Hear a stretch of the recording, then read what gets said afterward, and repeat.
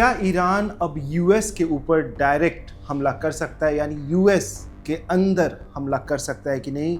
ये सवाल अब सबसे ज़्यादा इम्पॉर्टेंट हो गया है। जो IRGC है उसने एक वीडियो रिलीज़ किया, वो वीडियो देखिए।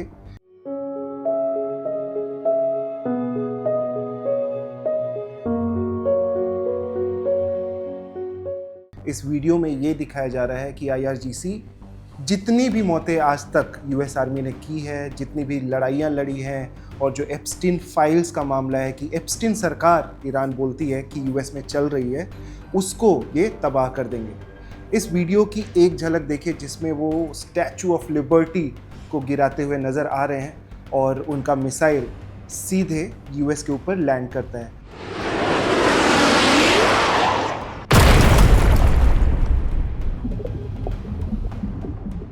अब ये मैसेज इस वॉर में इतना ज़्यादा इम्पोर्टेंट क्यों है? ईरान जिनके काफ़ी सारे स्लीपर सेल के मेंबर्स यूएस के अंदर ऑलरेडी हैं और उनका दावा है कि वो जल्द ही यूएस के ऊपर डायरेक्ट अटैक करेंगे। यूएस अभी तक कहता आ रहा है कि उनको कोई फ़र्क पड़ता नहीं स्ट्रेट ऑफ हॉर्मुज से और कोई डायरेक्ट उन पर अटैक हो नहीं सकता क्योंकि ईरान के पास इतनी बड़ी बड़ी मिसाइलें नहीं हैं।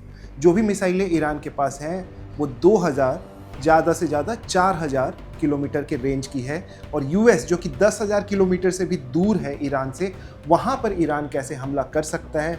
ये सवाल अब उठने लगा है और एनालिस्ट भी बात करने लगे हैं कि जिस प्रकार से खर्ग आइलैंड पे यूएस ने अभी 10,000 सेनाएं भेजी है, 7,000 ऑलरेडी वहाँ पहुँचे हुए हैं और किसी भी वक्त वहाँ पर अटैक कर सकते हैं, जो यूएस बोल रहा है। उस हिसाब से ये वॉर अब बहुत ही लंबा खिंचता हुआ नज़र आ रहा है, विकराल रूप और ज़्यादा लेने वाला नज़र आ रहा है, क्योंकि कतर ने भी आज बोला कि वो अपने लोगों को बता रहे हैं कि आप कहीं एक सुरक्षित जगह पे जाइए, बॉम्बिंग्स बहुत ज़्यादा बढ़ने वाली है। तो आप समझिए कि किस प्रकार से ये युद्ध यूएस तक पहुंचने वाला है। ये ईरान का मैसेज इस वीडियो से है। अब इस वीडियो में दिखा क्या, ये आपको दिखाते हैं। पूरा वीडियो आप देख लीजिए, 53 सेकेंड का वीडियो है।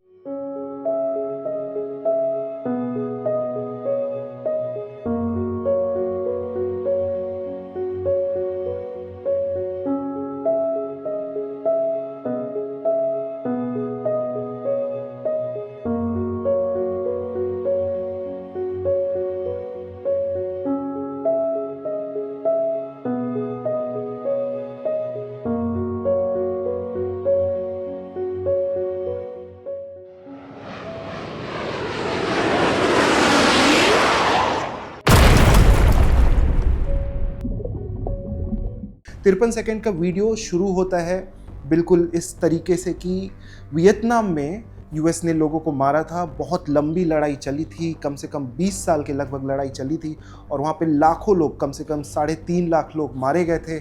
उसके बाद दूसरी जगहों पर भी यूएस ने लड़ाइयाँ लड़ी, वो अफ़गानिस्तान भी गए और भी कंट्रीज़ में गए।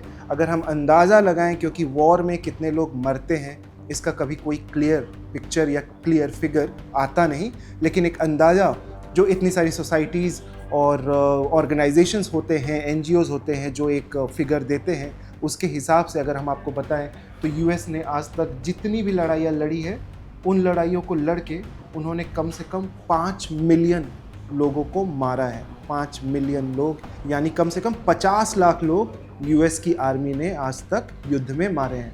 अब ईरान में जहाँ तक बात हो रही थी कि डायरेक्ट इन्वॉल्वमेंट नहीं होगा, in the sense boots on the ground नहीं जाएंगे, लेकिन 82nd फ्लीट, जो कि एक बहुत ही खतरनाक फ्लीट है, 2000 मरीन्स की और लड़ाकों की यूएस की, वो डायरेक्ट फाइट करेगी IRGC के साथ, वो भी खर्ग आइलैंड पे, जो सबसे इम्पॉर्टेंट बनता जा रहा है स्ट्रेट ऑफ हॉर्मुज के बाद। वहाँ पर ईरान के सबसे ज़्यादा एनर्जी रिसोर्सेज हैं। ईरान ने बोला है कि the moment Kharg island is attacked, Houthis will be activated. इसका मतलब रेड सी से भी कोई भी शिप्स नहीं जा पाएंगी। अब समझिए कि ईरान सच में क्या बैलिस्टिक मिसाइल मार सकता है यूएस के ऊपर?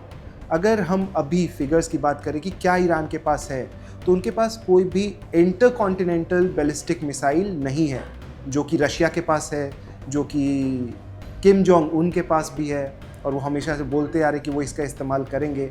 ये जो मैसेज है या जो वीडियो है, ये यूएस के लोगों के लिए बहुत ही डरावना है।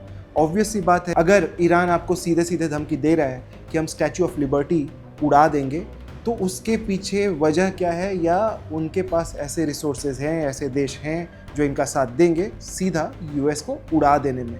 डर सबके मन में बैठा हुआ है। ईरान बोल रहा है vengeance for all, one vengeance for all, कि एक ही बदले में हम सबका हिसाब किताब चुकता कर देंगे, और वो तभी होगा जब वो यूएस पर अटैक करेंगे। वो लगातार एप्स्टीन फाइल्स की भी बात करते हैं, वो एप्स्टीन आइलैंड भी दिखाते हैं और बताते हैं कि कैसे वहाँ पे छोटी बच्चियों के साथ कुकर्म हुए हैं और वो उसका भी बदला लेंगे। अगर ईरान अपने वीडियोस बनाता है और दिखाता है कि वो स्टैचू ऑफ लिबर्टी उड़ा देगा, और जिस प्रकार से ट्रम्प हर दिन झूठ पर झूठ बोले जा रहे हैं, आप इन सब को कैलकुलेट करें तो समझिए कि स्टैचू ऑफ लिबर्टी क्यों आया था, यूएस क्यों आया था। ये फ्रांस ने गिफ्ट किया था, और एक तरीके से ये यूएस की जो इंडिपेंडेंस हुई थी उसकी सेंटेनरी मनाने के लिए, और स्लेवरी की एंडिंग के बाद इस स्टैचू ऑफ लिबर्टी को लगाया गया था। लेकिन जो इसका पर्पस है, और जो सरकार जिस प्रकार से अपने डिसीजंस ले रही है, उससे लग रहा है कि इसका पूरा पर्पस फेल हो रहा है, और ये सिंबलिज्म इनका ख़त्म हो रहा है।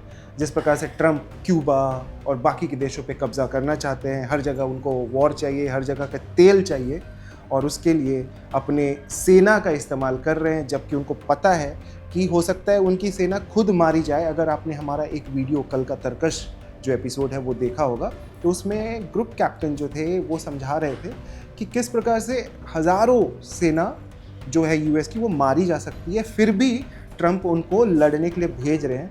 तो देखते हैं कि क्या होता है खर्ग आइलैंड पे जब बूट्स ऑन द ग्राउंड्स उतरते हैं।